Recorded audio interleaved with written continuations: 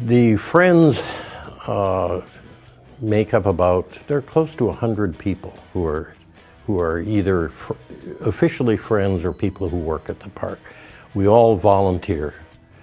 Our two main purposes are to raise funds for the park and to help the park function, help maintain the park.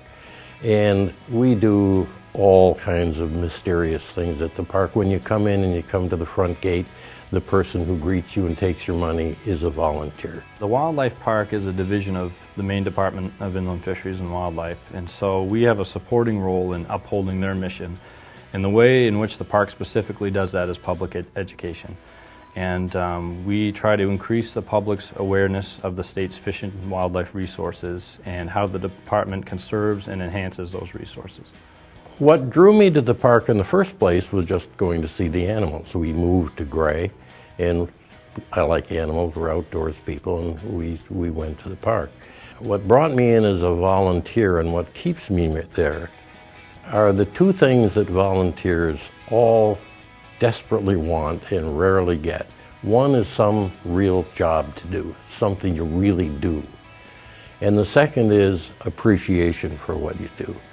And we have plenty of both when we come to the Maine Wildlife Park. The park has a unique organizational and financial structure. Even though we're owned and operated by Inland Fisheries and Wildlife, we don't receive any tax dollars for our operation.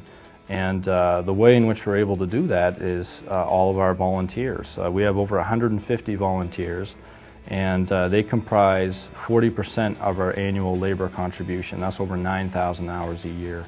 We don't deal with the animals too much because we're not qualified, and we mostly know we're not qualified.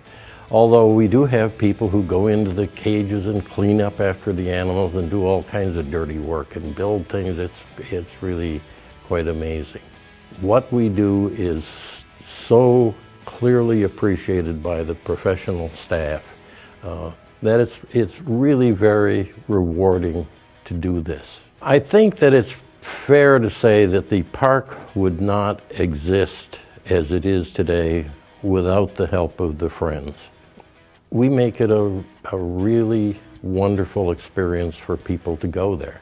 They get a chance to see the animals in a situation that's at least fairly close to the way they'd be in the wild. We have a lot of visitors that come from out of state that have never seen a moose before, and they don't want to leave Maine without seeing a moose, and the park is one of the few places where they're guaranteed to see a moose. I know that I have just learned an amazing amount about animals. The park staff is so knowledgeable, and they love these animals. They really do. They just care for them as if they're their own kids. And so they're perfectly happy to answer my stupid questions and to help me understand what these animals are all about. And occasionally I get to get a little closer to animals because I'm a volunteer. I got to pet a porcupine once, and I really like porcupines, so that was pretty awesome. Well, in keeping with our mission, the primary thing we do is house 30 species of native Maine wildlife.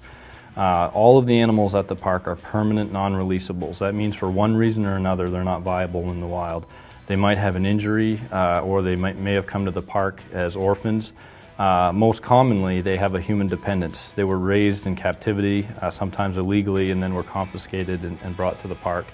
But they're at the park to live out the rest of their days, and while doing so they serve a very valuable purpose, and that is to be an ambassador for their species. All of the animals at the park are real-life educational tools to teach thousands of children more about that animal and how they interact with their environment and how the department manages them. We're very honored, and it's something that I think all the park staff and volunteers can be very proud of.